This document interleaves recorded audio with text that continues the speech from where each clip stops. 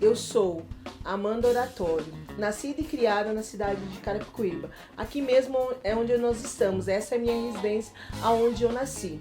Uma menina sonhadora, que ousou sonhar em ser médica, que foi o meu sonho de criança. Ganhei uma bolsa de estudos para fazer o curso de enfermagem e ali começou as oportunidades de pensar em alçar alto. Oriundas de escolas públicas, depois do meu curso de enfermagem, conheci o cursinho Prestes Vestibular, que fez eu entender a importância do ensino na vida de todas as pessoas da periferia. Dentro do Prestes Vestibulares, eu me entendi quanto cidadã e a importância de reivindicar os nossos direitos. Fiz o Prestes e ganhei uma bolsa de estudo também. Passei na PUC, ganhei uma bolsa de estudo na PUC para estudar biologia. Porém, biologia não era o meu sonho. O meu sonho sempre foi ser médica. Fiz o curso de biologia por 1 ano e meio, quase 2 anos de curso e desisti. Desisti por quê? Sabe uma coisa que eu aprendi? Seja o que você quiser ser, desde que você faça com amor e carinho e acreditando no que você quer ser. Pensando-se nisso, eu saí do curso, voltei pro cursinho e comecei a dizer ao universo, eu costumo dizer, né? Que eu queria fazer medicina e que eu iria fazer medicina. E desde então, nós conseguimos pensar uma forma de fazer medicina. Naquele momento, eu já queria fazer medicina em Cuba, porque Cuba tinha uma medicina diferenciada da forma que era ensinada do Brasil. E eu não estou dizendo de coisas de capacidades técnicas, eu estou dizendo a forma que é ensinada. E a medicina cubana é uma medicina muito humanizada. E isso me chamava muita atenção. Concorri à bolsa graças a uma parceria entre o Prestes Vestibular e o cursinho da Educafro, Evolução, Núcleo de Carapicuíba. Consegui concorrer à bolsa e estudar em Cuba, aonde eu fiz o meu curso totalmente gratuito, né? O que fazia, a única coisa que teríamos que custear era a minha passagem uma vez ao ano para o Brasil. E para isso, minha família se reuniu e começou a fazer eventos, né? Uma feijoada que hoje a gente intitula como Encontro dos Amigos, porque era uma forma dos nossos amigos nos ajudar esse custeio da minha passagem. E foi assim que eu me formei, nesse sonho coletivo, nesse sonho que virou um sonho de todo mundo. Retorno para o Brasil em 2014 e começo a trabalhar nas periferias de São Paulo. Trabalhei alguns plantões aqui em Carapicuíba também, e da Praia Grande, de Cotia, de Barueri, e ali eu entendo a necessidade de começar a pensar em algo maior. Eu entendo do meu atendimento, eu sei que o meu atendimento é humanizado, porém é necessário que mais pessoas tenham esse tipo de medicina. Mais pessoas sejam tratadas de forma digna. E pensando-se nisso, eu começo a inclinar o meu olhar para a parte política. Parte essa que eu nunca tive interesse, né? Eu entendo que todos que estão me ouvindo aqui falam: mas eu tô cansado de política. Eu também estava. Mas a necessidade de lutar fez eu vir para esse processo, né? Eu costumo dizer que meu sonho de criança era ser médica, e isso eu já sou. A necessidade de luta por você, por mim e por todos nós, fez eu estar dentro da política. Assim começa a minha trajetória política em Carapicuíba.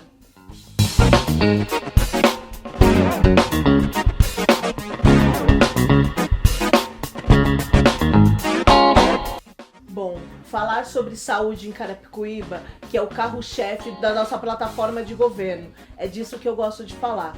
Eu, como médica, entendo bem o que é saúde, e eu, como munícipe desse município, sei a dificuldade que todos nós enfrentamos pela falta de um hospital municipal nessa cidade.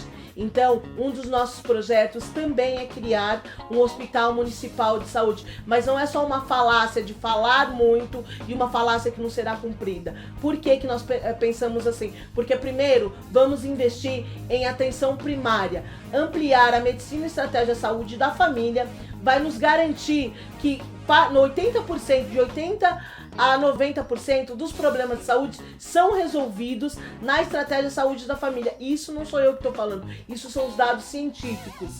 E se nós conseguirmos ampliarmos bem a estratégia de saúde da família, né, que é a atenção primária, se a nossa atenção primária estiver bem bem consolidada, os nossos hospitais e os pronto-socorros serão diminuído as filas. Aqui temos 2 pronto-socorros somente, e esses pronto-socorros, eles não estão tão centralizados. Carapicuíba tem 34 quilômetros, porém as ruas são muito... as distâncias dos 2 pronto-socorros são distantes para quem mora, por exemplo, no Ariston, tem que chegar na Coab ou no Viladice, é muito longe, né? Então é preciso centralizar. Para isso, vamos melhorar a atenção primária com o dinheiro da economia gerada pela atenção primária. Podemos sim criar um hospital municipal, mas para isso é preciso uma gestão que faça um orçamento adequado, uma gestão que pega o orçamento da saúde, avalie, revise. O que tiver em excesso é necessário cortar. Da saúde é necessário ficar as coisas que é primordial, e de saúde eu entendo bem.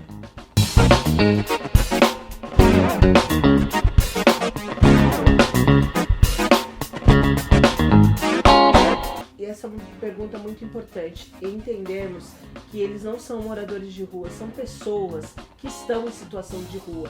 Estas pessoas, elas são seres humanos e nós precisamos de entender que por N razões eles estão doentes e estão fazendo uso abusivo eu não gosto de falar drogas, eu gosto de falar de substâncias ilícitas. Porque tem substâncias lícitas também, que também levam a essa situação de rua, que é, por exemplo, o álcool. Né? Nós sempre falamos, criminalizamos muitas drogas, sem falar que o álcool também pode chegar nessa mesma, fazer com que essas pessoas cheguem nessa mesma situação. Então, quando nós falamos de resolver o problema de pessoas que têm problemas com droga, nós estamos falando também de segurança pública. É entender que a drogadição é um problema de saúde, essas pessoas estão doentes. Então, de saúde, nós temos que o Estado é responsável por essas pessoas, porque essas pessoas estão doentes, então elas precisam ser tratadas. Junto com isso, nós pensamos também em resolver as questões das pessoas que estão em situação de rua, entender primeiro esse contexto. Então, o trabalho sempre será, primeiro, o contato, ouvir essas pessoas, entender quais foram as razões dela estar naquelas condições e dali fazer um trabalho efetivo com assistente social, não somente criação de albergues, mas que essas pessoas possam se ressocializar, essas pessoas possam voltar a ter a sua vida, seja qual a razão que fez ela estar na rua, ela possa voltar, e o município tem condições e o dever de fazer isso. Essa é a responsabilidade do município. Eu entendo que tem várias ONGs que com um bom coração vão lá e dão a comida para aquelas pessoas, porque entende que elas estão numa situação vulnerável. Mas não é só a comida, não é só o cobertor. É necessário políticas públicas efetivas para que essas pessoas não estejam nessa condição. É isso que se resolve esse problema.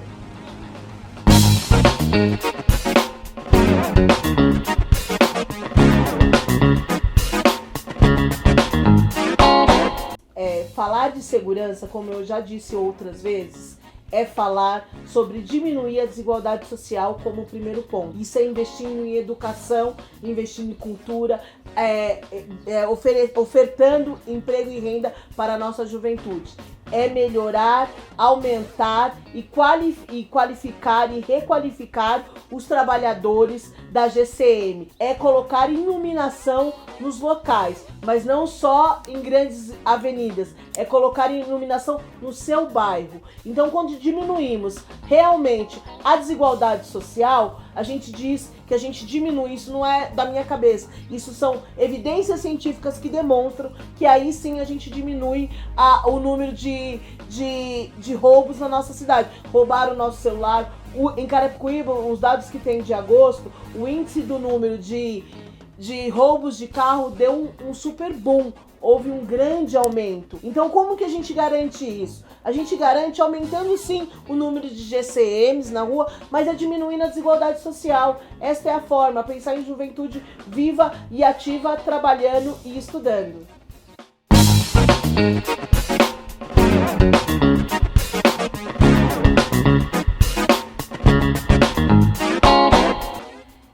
Primeiro, essa questão é uma questão muito delicada. e é um assunto que é muito caro no sentido que é preciso entendermos a importância de ouvir esses moradores. É necessário entender o contexto de cada um. E eu sempre retomo para isso, por ouvir, porque na minha prática médica, primeiro eu escuto o paciente. Então nós precisamos de entender esses moradores para assim construirmos políticas de moradias populares, a preços populares, mas de primeiro entendendo qual que é esse contexto. Eu estive esses dias em uma área de ocupação, e eu estive perguntando para aqueles moradores como que é estar nessa situação. E aí é muito complexo, porque alguns moradores têm toda a sua vida ali. Não é simplesmente ir lá e cortar e falar que ele tem que sair dali. A gente tem que entender e fazer com que a importância que se ele está numa área de risco, é preciso de sair. Mas não é preciso de sair como se ele fosse um depósito de lixo e que a gente precisaria de retirar porque visualmente não está bonito. Mas é entender que aquela situação, para ele, causa risco de vida dele. Então ele precisa de um local seguro. Então pensamos sim em fazer moradias populares ouvindo primeiro os moradores.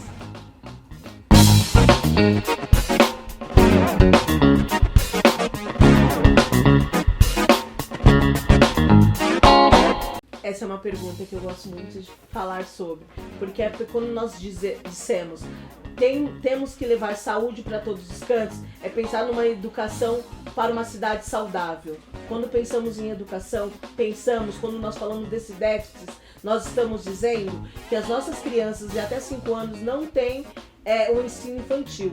É preciso superar isso. Então iremos implantar um plano para diminuir o déficit de falta de vagas em creche. Eu sei que a cada 4 anos é dito a mesma coisa para vocês, mas existe uma diferença na nossa gestão. O nosso vice da nossa cidade, ele é professor também. E é uma coisa que nós sempre dissemos: se ficarmos, quando terminarmos nosso mandato e tiver ao menos uma criança que tiver fora da escola até os 5 anos, nós não terminaremos nosso mandato feliz. Sabe por quê? Porque o nosso objetivo é que todas essas crianças estejam com garantia de uma educação de qualidade. E aí, quando eu falo de educação de qualidade, nós temos que falar da valorização desses profissionais, desses professores. É necessário formação contínua para esses funcionários. É necessário entender que educação não se faz somente com os professores, se faz desde a pessoa que abre o portão da escola até a pessoa que limpa, até o professor.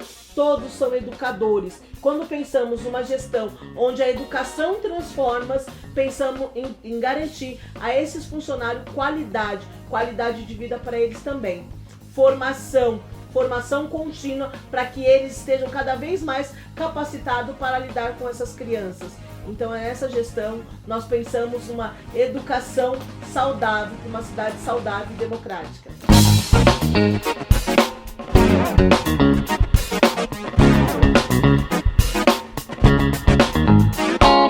Falar sobre economia em Carapicuíba, falar sobre a importância desse aquecimento, é primeiro precisarmos entendermos que Carapicuíba sempre teve o nome de cidade dormitório.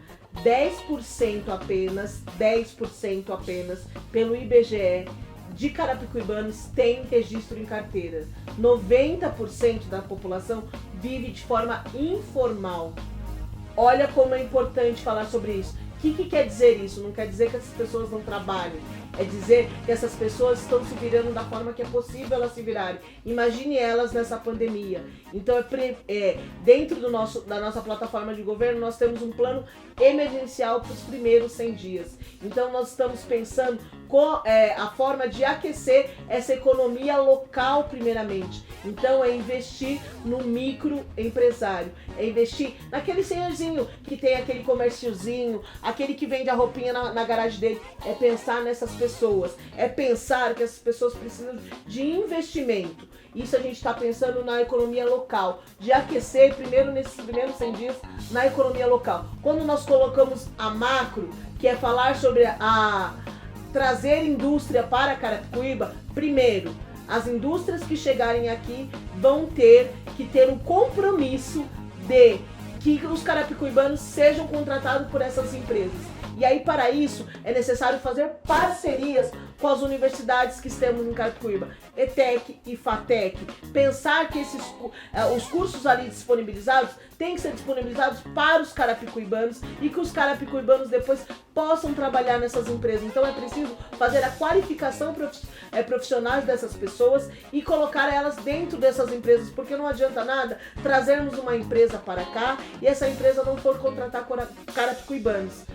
Tem que ter um contrato que essas empresas tenham que contratar pessoas que moram aqui. Então é aquecer a economia local com os comércios locais, trazer empresas, desde que essas empresas entendam que os carapicuibanos precisam de trabalhar aqui. E educação. Educação é a forma de transformar. É assim que pensamos na economia de Carapicuíba.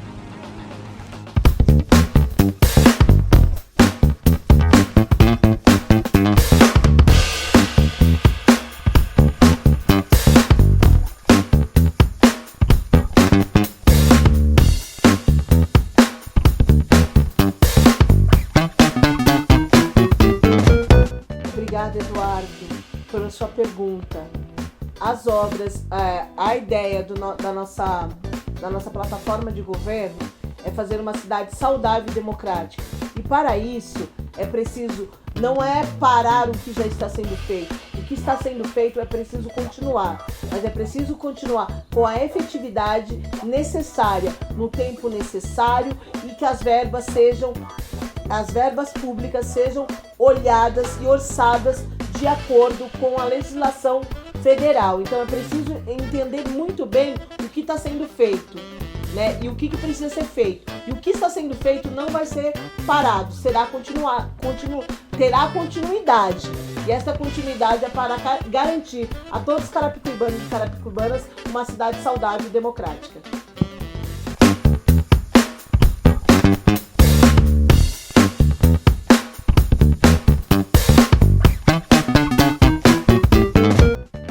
Obrigada, Douglas Xavier. Obrigada pela pergunta. Douglas, a nossa plataforma de governo, nós falamos plataforma de governo porque entendemos que para dizer que é plano de governo é quando sentarmos lá no dia 1º de janeiro de 2021. Aí virará plano de governo efetivamente. O que iremos fazer a princípio? Primeiro é rever os contratos que existem na prefeitura, é rever o orçamento que existe. Nós temos sempre dizendo, Carapicuíba não é pobre, Carapicuíba está empobrecida. Então é preciso de rever todos esses contratos, fazer o orçamento adequado, técnico, de quanto dinheiro temos para saber como vamos poder investir. E a zeladoria da cidade é função do poder público e isso também é prioridade dentro do nosso governo. Então é fazer conselhos regionais por regiões, dividir Carapicuíba por regiões e fazer conselhos participativos com a população. Esse é o nosso plano. A nossa plataforma de governo, ela está muito ampla. Ela está sendo construída e ela atinge todos os carapicuibanos e carapicuibanas.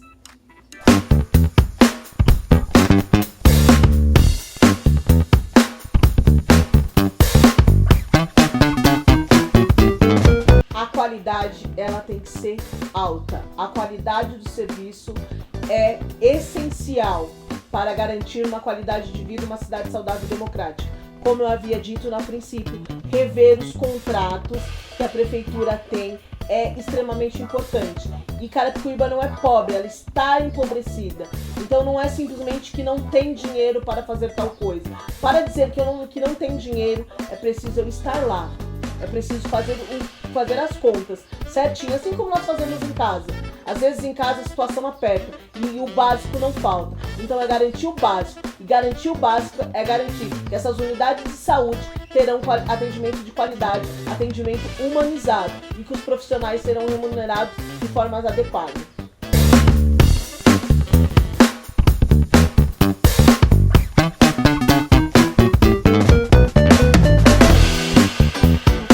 Erickson, obrigada pela pergunta, obrigada pela participação. É assim que criamos uma cidade saudável e democrática.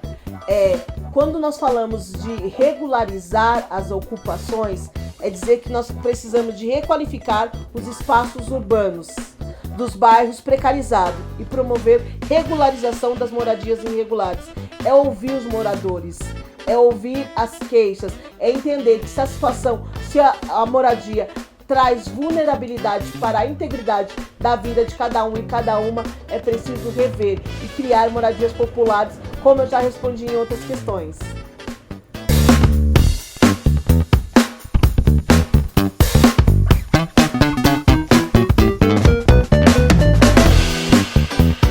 Paula, a minha especialidade é médica da família. Eu me formei em Cuba. Cuba trabalha com atenção primária. Cuba trabalha também com atenção terciária. Então, o médico da família é aquele médico que vai em casa, é aquele médico que atende desde o nascer, que é desde a criança, da criança, adolescência, gestante, idoso, é o médico que atende tudo. Esse é o médico da família e essa foi a minha formação e onde estou trabalhando até hoje.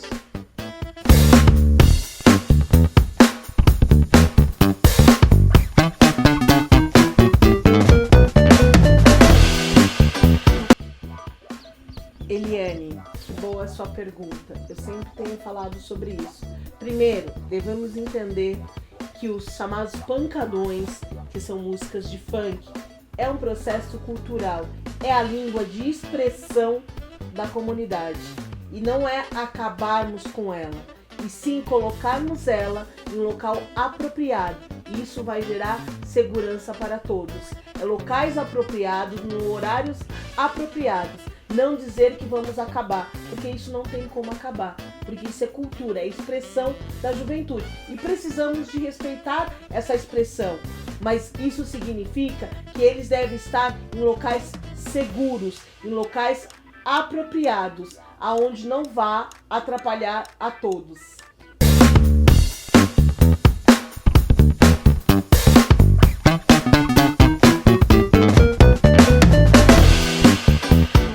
Alex, o cemitério. Última vez que eu estive ali, quando o meu tio faleceu, para mim foi de muita dor, porque chegar ali, naquele espaço onde a gente já está num momento de muita dor, perdendo o nosso ente, se despedindo do nosso ente querido, e ver pessoas saindo de dentro das covas, porque elas moram ali. Aquela cidadã, ela mora ali. Ela pegou a roupa dela, ela pegou o cigarro que estava dentro. Eu falei, gente, mas é de tirar o fôlego de tanta dor, né? Então é preciso uma política, primeiro, é política municipal. Não podemos simplesmente terceirizar esse espaço. Esse espaço precisa de uma política municipal. Criar um crematório, se for essa a solução para acabarmos com isso, isso será feito também. É necessário pensarmos, porque quando falamos em criar um crematório, não é só uma questão do dinheiro, é uma questão também do rito de cada um. Nem todo mundo quer ser cremado, então devemos respeitar. Talvez para isso será necessário criar um cemitério vertical. Talvez essa seja a melhor solução para todos e para todas.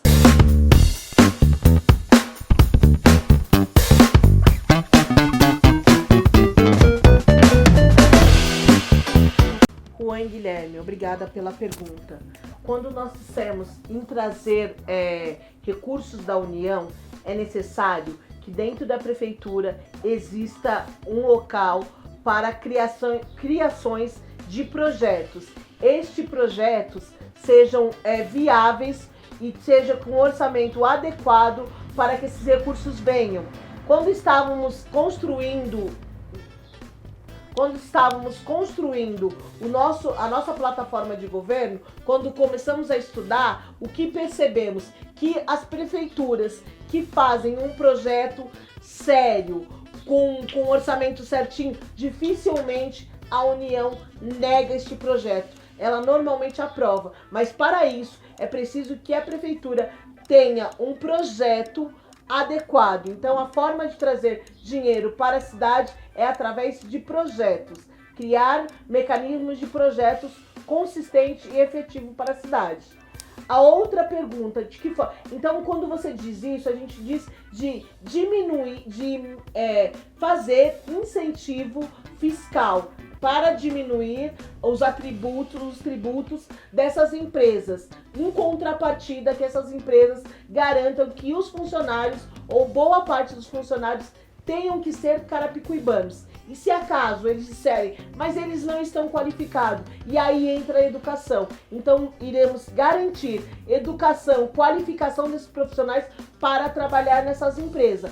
Pensar numa Carapicuíba saudável, sustentável. Então, para essas empresas, é um incentivo fiscal a meio de garantir que as pessoas que irão trabalhar nessas empresas sejam moradoras de Carapicuíba. Só assim a gente vai também diminuir aquele velho mito que Carapicuíba é uma cidade dormitório e dizer que sim, Carapicuíba é uma cidade saudável e democrática.